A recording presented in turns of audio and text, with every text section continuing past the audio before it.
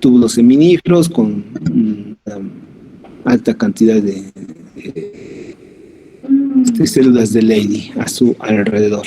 Hasta ahí es a donde hemos avanzado hasta este momento, ¿de acuerdo?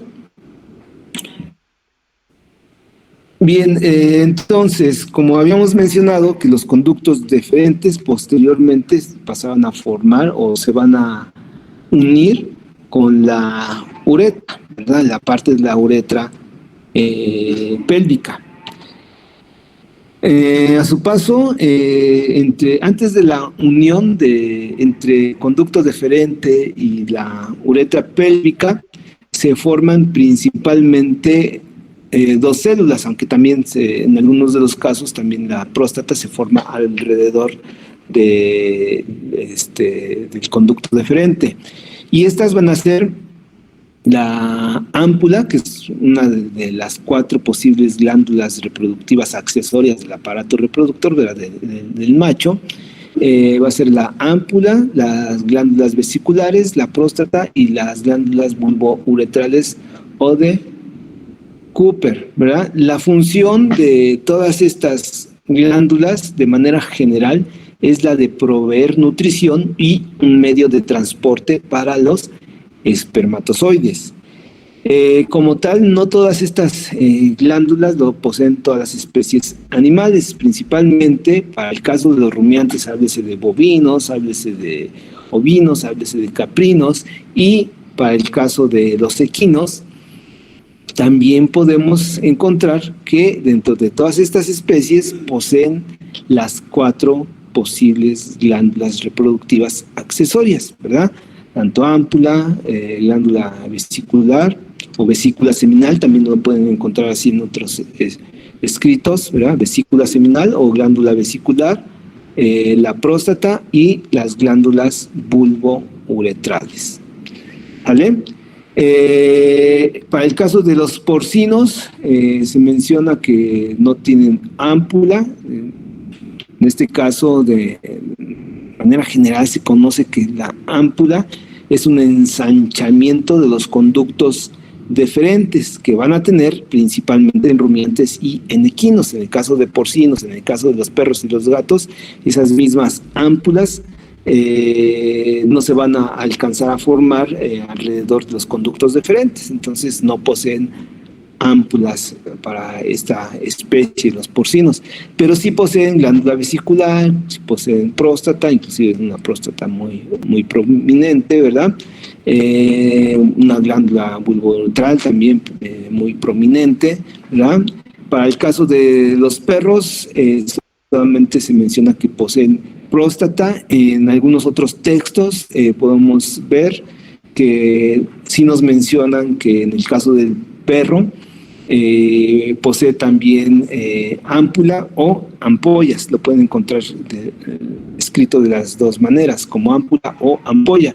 Entonces, en perros, en algunos escritos, puede aparecer que sí tiene ámpula, ¿verdad? Lo vamos a dejar como en este cuadrito que aquí les presento, que los perros solamente poseen próstata, aunque hice la aclaración de que inclusive, bueno, yo les voy a presentar un dibujo en el cual sí se muestra el ámpula en el caso de los perros, pero bueno, para que no tengamos confusión, ¿no? Por fin tiene o no tiene. Para efectos de la clase vamos a decir que solamente posee próstata, ¿sale? En el caso de los gatos, ¿verdad? Solamente va a poseer próstata y glándulas bulbouretrales o de Cooper. Lo de Cooper, recuerden ustedes que en la mayoría de los casos cuando viene así un nombre se refiere a un apellido, seguramente es el apellido que describió en primera instancia a esta glándula accesoria o algún tejido en particular. En este caso, pues, el investigador seguramente se apellidaba Cooper y el que describió la bulbouretral, y en su honor quedó ese nombre. Bien, entonces aquí las vemos, las 4 distintas glándulas ya en forma de dibujo. Con el número 1, ¿verdad? Para el caso del toro, encontramos a la ámpula o ampolla, es una para cada conducto deferente. Lo que viene aquí coloreado en azul, esto sería un conducto deferente. Cuando ese conducto deferente se acerca a la unión con la uretra pélvica, sufre un ensanchamiento, ¿verdad? Que en este caso pasa a formar una glándula, ¿sale? Entonces, las glándulas ampulares, una para cada conducto deferente, ¿sale? De igual manera, sufre una, bueno, más que sufrir, se forma alrededor de esos conductos deferentes, se van a formar las glándulas vesiculares o vesículas seminales, como ya les había yo mencionado, ¿verdad? En el caso de la próstata, con el número 3, también se puede encontrar dentro del 4, ¿verdad? Este sería parte de lo que sería la próstata, también se encuentra embebida en este caso con la uretra peniana, pero bueno, entonces aquí está el cuerpo de la próstata, señalado con el número 3, con el número 4 también podemos encontrar la próstata junto con su uretra peniana, es la unión que tienen ellos. ¿Vale? Entonces está la próstata, el toro posee próstata, el berraco posee próstata, el carnero posee próstata. Lo que no posee el berraco, ya habíamos mencionado, son ámpulas o ampollas, sus conductos de frente, que son estos conductos que se logran aquí ver en azul, ¿verdad? Que será como azul turquesa, no tienen ese ensanchamiento, entonces no forman ámpulas. Finalmente,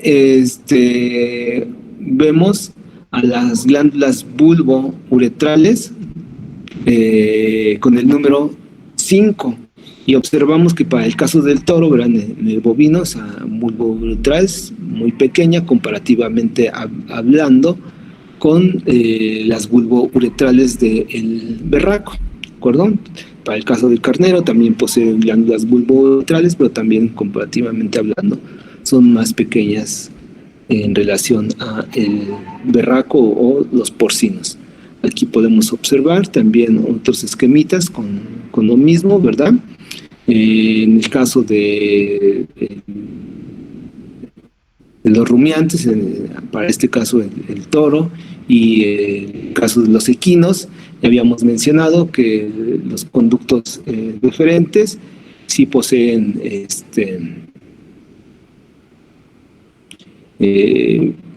ámpulas, ¿de acuerdo? Con el número 4, las ámpulas que posteriormente ya continúan el conducto de frente y que se va a fusionar con la uretra pélvica, ¿de acuerdo? Están las glándulas vesiculares o vesículas seminales con el 5, ¿verdad? Después está la próstata con el número 6 y finalmente con el número 7, ¿verdad? Tenemos a las glándulas bulbouretrales, tanto para el equino como para el toro, como para el caso del berraco, ¿verdad? En porcinos. En el caso del perro, habíamos mencionado, bueno, sí posee próstata, sin embargo, en algunos escritos existe esa confusión de que si posee o no posee ámpula. Hay algunos que sí nos ponen, como en este caso, el 4, glándula ampular, ¿verdad? Pero bueno, para efectos de clases, para que no exista confusión, vamos a decir que, aunque lo estemos viendo aquí en el esquemita, no posee glándula ampular y solamente posee la próstata porque está mayormente desarrollada. En el caso de las ámpulas están desarrolladas en lo mínimo y por tanto algunos investigadores no las consideran como glándulas, ¿vale?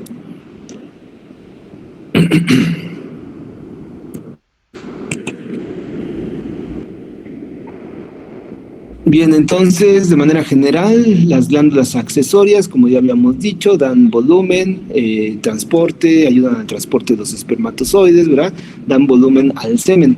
Se había yo mencionado que los espermatozoides cuando pasan a través del sistema de conductos al interior de los testículos y pasan a través de del conducto deferente, ¿verdad? Ya por fuera tanto del testículo como del epidídimo, son totalmente inmóviles y solamente van a ser móviles hasta que entran en contacto con las sustancias que van a proveer las glándulas accesorias. Entonces, las secreciones de las glándulas accesorias proveen amortiguadores, sustancias nutritivas y son necesarias para que se asegure la motilidad y fertilidad del semen, ¿verdad? Antes de eso, los espermatozoides, como no tienen todavía nada de sustancias nutritivas, no se mueven. Una vez que ya hay sustancias nutritivas, ¿verdad?, como aminoácidos, como carbohidratos, ya se pueden mover por cuenta propia, ¿verdad? Ya tienen motilidad y ya pueden tratar de fecundar un ovocito. Antes de eso, no. ¿De acuerdo? Bien, el desarrollo y función de las glándulas accesorias se va a asegurar por la producción de testosterona. Quiere decir entonces que solamente cuando llegue la pubertad a cada individuo, estas glándulas se van a desarrollar de una forma adecuada y van a empezar entonces a funcionar. De tal manera que antes de este tiempo esas glándulas accesorias ahí están, pero no se han desarrollado, ¿verdad? A lo mejor sí pueden llegar a tener un cierto crecimiento, pero va a ser mínimo. Una vez que entre la pubertad del individuo, producto de una mayor secreción de testosterona, se van a desarrollar de una forma eficiente y por tanto van a poder brindar sus productos de secreción para que contribuyan con volumen para el semen. Hasta ese momento, ahora sí ya lo denominamos como semen, cuando ya existe esa mezcla entre espermatozoides y los líquidos de cada una de las glándulas accesorias, ¿de acuerdo?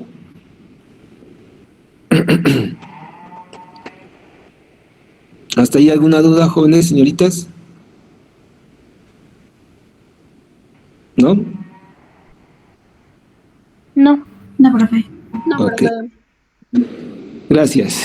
A manera de cuadro tenemos la función de cada una de estas glándulas. Hoy, más adelante tenemos otros dos cuadritos con dos especies en particular.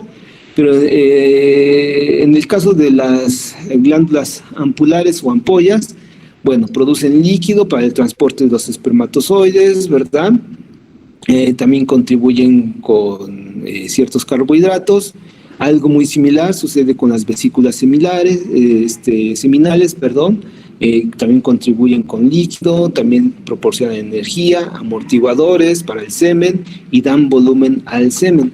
¿Para qué piensan que serán los amortiguadores? Sustratos como energía, pues como mencionamos, para que le den movilidad a los espermatozoides. Pero amortiguadores, ¿para qué serán?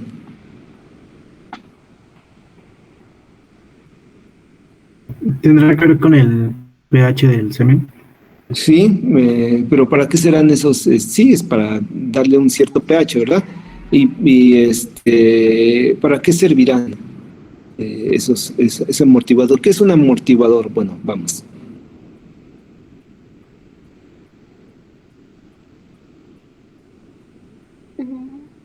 ¿Funciona para dar un equilibrio?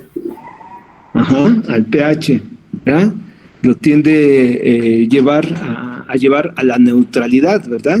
A lo mejor si es muy alcalino, llevarlo al punto neutro del 7, o si es muy ácido, de igual manera subir ese pH y dirigirlo hacia el 7, que es neutro, ¿verdad? Entonces trata de hacer un equilibrio.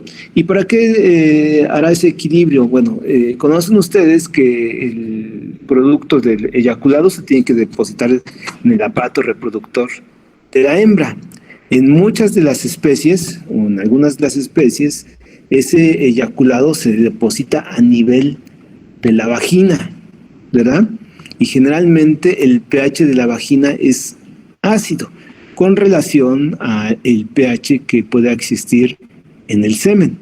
Entonces, esos amortiguadores ayudan precisamente a que no sufra ese choque, ¿verdad?, de pHs entre el semen y el pH que existe dentro de la vagina, ¿vale? Entonces, en parte es ayudado por esos amortiguadores de pH, también en parte porque pues, los espermatozoides, antes de que sean eyaculados, tienen que pasar por un sistema de conductos que se comparte en una región entre el aparato reproductor y el aparato urinario, que sería la uretra, ¿verdad? Y entonces la orina que viene también de los riñones, también tiene un pH que puede causar algún tipo de daño a los espermatozoides. Entonces, con los amortiguadores se ayuda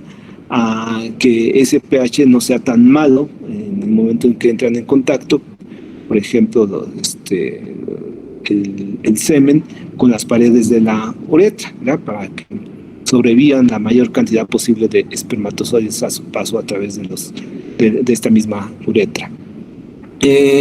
La próstata también contribuye con líquidos, con iones inorgánicos para dar también volumen al semen, y algo en particular serían las glándulas bulbouretrales o de Cooper. En la mayoría de las especies, esas glándulas bulbouretrales es la porción inicial del eyaculado. Como tal, el eyaculado lo podemos subdividir en tres grandes porciones, ¿verdad? La primera, que generalmente está desprovista de espermatozoides, sí puede contener espermatozoides, pero la concentración es mínima. La segunda porción, que tiene una concentración muy alta de espermatozoides, y finalmente la tercera parte, la cual de nueva cuenta empieza a disminuir la concentración de espermatozoides. La segunda porción es la que tiene la mayor concentración de espermatozoides. Bien, entonces las glándulas bulbouretrales, su producto de secreción, ayudan a lavar y lubricar la uretra para el paso del semen. Recuerden ustedes que esa uretra va a ser compartida por ambos aparatos, el reproductor y el urinario. Entonces es necesario que exista allí algo que pueda lavar y lubricar esa uretra para evitar la muerte de los espermatozoides. Sin embargo, para el caso del berraco, ¿verdad?, recuerden que el berraco es el macho reproductor para el caso de los porcinos. En el caso del berraco, el producto de secreción de las glándulas bulbouretrales hace que el eyaculado tienda a coagularse, que forme una especie de gelatina. ¿Ah? ¿Para qué será esa coagulación de esta porción del eyaculado?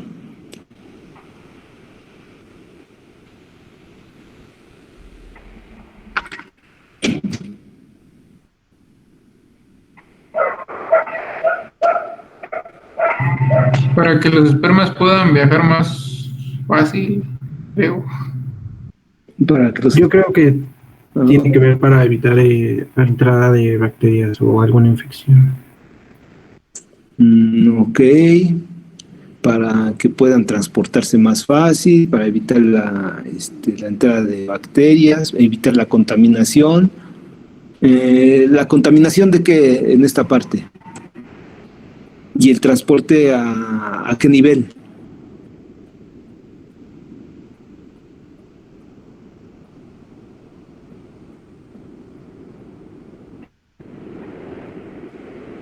Pues no sé, alguna infección por alguna bacteria en el momento de la eyaculación que pueda entrar, y entonces ya queda como atrapada. Más que atrapada, evitar su entrada, ¿no? Porque si ya queda atrapada, pues ya se va a proliferar allí. Pues, bueno, sí. ¿sí? Ok, sale. Entonces, sí, más o menos por allí tienen la idea sus compañeros. Entonces, en el caso del berraco, esta parte del eyaculado se va a dar hacia el final de este mismo eyaculado, ¿verdad? En vez de ser como la primera parte, va a ser como la parte final. Se empieza a eyacular desde como por la segunda parte del eyaculado, pero su mayor cantidad es hacia el final del eyaculado, ¿de acuerdo? De tal manera que cuando se deposita esta especie de gelatina, ¿verdad? Esta porción del eyaculado proveniente de las glándulas bulbouretrales, en el caso de porcinos, la penetración llega por parte del pene, llega hasta el cuerpo del útero. Puede situarse desde el cérvix, pero con toda seguridad también puede llegar hasta el cuerpo del útero. De tal manera que cuando se está terminando este proceso de dar el servicio a la hembra y se deposita esta porción del eyaculado, sirve para obliterar el cérvix o cuello uterino, con lo cual entonces permite que la mayor cantidad de semen que fue eyaculado, ¿verdad?, al interior del aparato reproductor de la hembra, se quede precisamente en el útero, ¿vale? Tratando de asegurar con esto mismo el máximo de fertilidad. Hay que tomar en cuenta también que en esta especie el volumen de eyaculado es vasto, ¿verdad? Un berraco puede fácilmente llegar a eyacular 50 mililitros, ¿verdad?, de semen, hasta 500 mililitros aproximadamente. Y en ese proceso de eyaculación se puede tardar 5 minutos, 10 minutos, 15 minutos más o menos, ¿verdad? Pueden llegarse a tardar algunos sementales, entonces tanto el tiempo es largo como el volumen de eyaculado también es alto, ¿vale? Entonces, esa coagulación del líquido que viene de las glándulas bulbouretrales sirve para lograr que el mayor volumen de semen se quede al interior del aparato reproductor de la hembra, ¿de acuerdo? Bien, para el caso de los bovinos, ¿verdad? Muy similar a lo que ya vimos en el cuadrito anterior. Aquí la principal diferencia va a ser en cuanto al volumen, ¿verdad? Pero bueno, funciones de las del líquido que proviene de las ámpulas, producen líquido, ¿verdad?, para el transporte de los espermatozoides, nada nuevo. Las vesiculares también con líquido, también con energía, amortiguadores, y le dan volumen también al eyaculado. La próstata también contribuye con líquidos y también iones inorgánicos. Las bulbouretrales, aquí sí cumple cabalmente con lo que habíamos mencionado, de que sirve para lavar y lubricar la uretra. Aquí no hay una coagulación como tal de ese líquido de las glándulas bulbouretrales, como lo que sí sucede para el caso del berraco. Y el volumen, para el caso de bovinos, vean cómo cambia considerablemente en relación con los berracos, ¿verdad?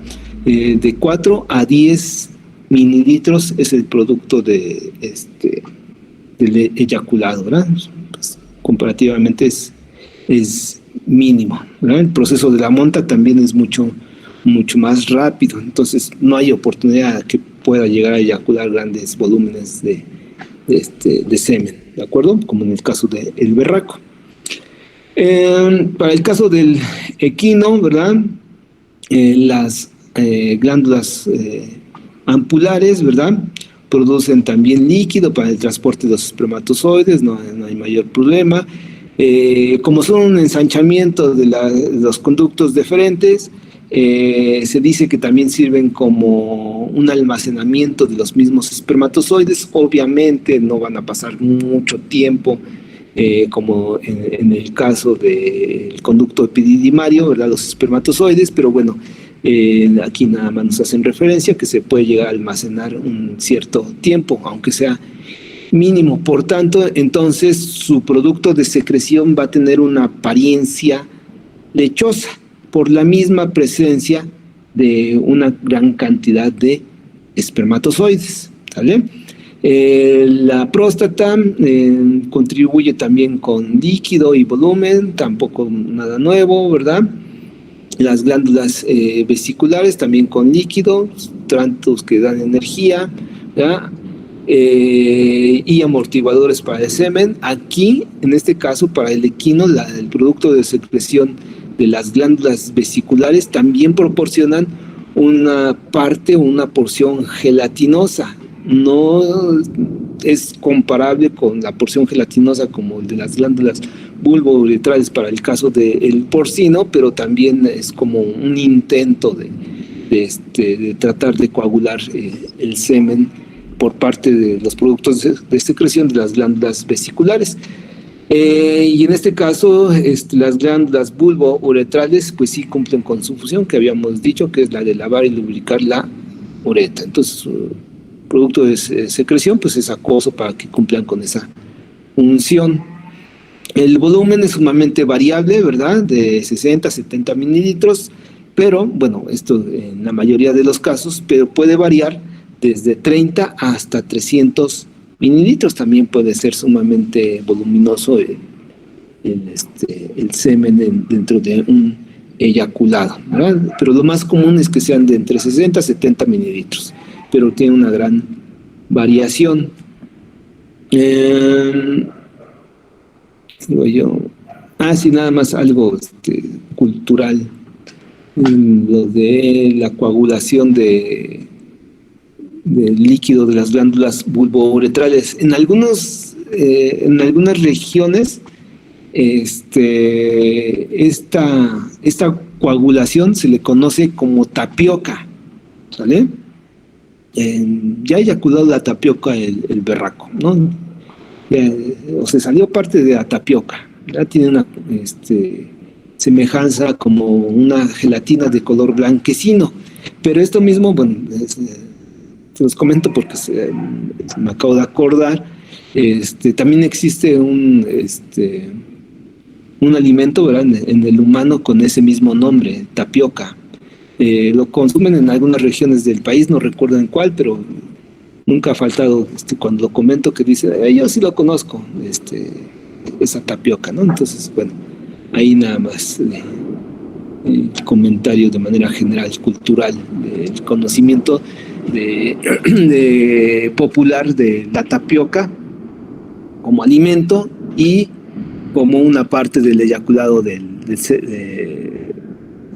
el caso del berraco. Tomen en cuenta que no es lo mismo, ¿verdad? La tapioca que se consume no es de este origen, no sé de dónde la saquen, pero tiene esa misma consistencia gelatinosa y blanquecina, ¿vale? Entonces, para que no se vayan a confundir. Bien, entonces, continuamos. Ustedes dicen si damos un break o continuamos lo más posible y terminamos un poquito antes.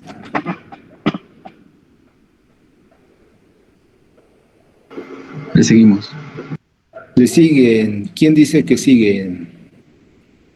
Sí, le seguimos otro rato y ya terminamos temprano mejor. Otro más, ok. En el chat no hay nada. Y le seguimos. Le siguen, le seguimos, bueno. Y los demás, el que calla